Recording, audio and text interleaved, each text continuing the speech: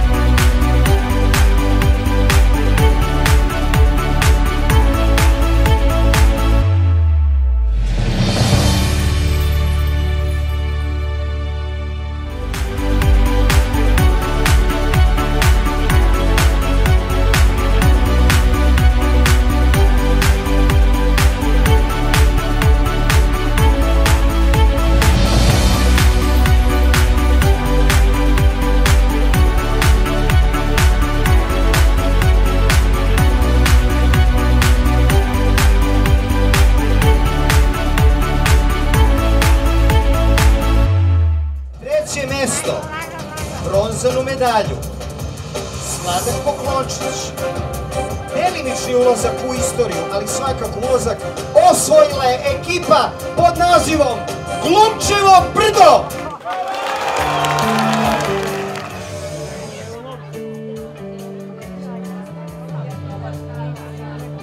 Pa kakvi da treće mesto sija slabo? Treće mesto je treće mesto. Molim vas za medije jedna fotografija zajedno sa mnom. Drugo mesto, srebrna medalja, na prvom takmičenju u Barajevu, izađi mi na teglu, osvojila je ekipa pod rednim brojem 78, a pod nazivom Požarevac!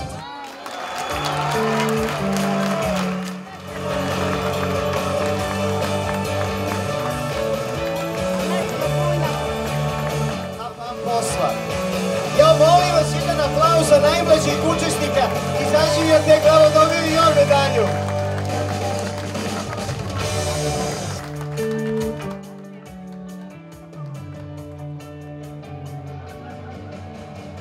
Što je ovo lepo.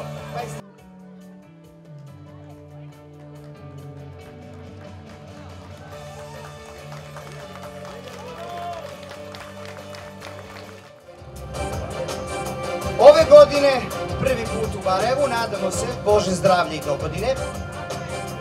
Druženje je bilo fenomenalno. Dali ste sve od sebe, ali kao što i sami znate, pobednik može biti samo jedan. Samo jedan. Ove godine, onaj ko definitivno ulazi u istoriju Barajeva kao najbolji ajvardžija je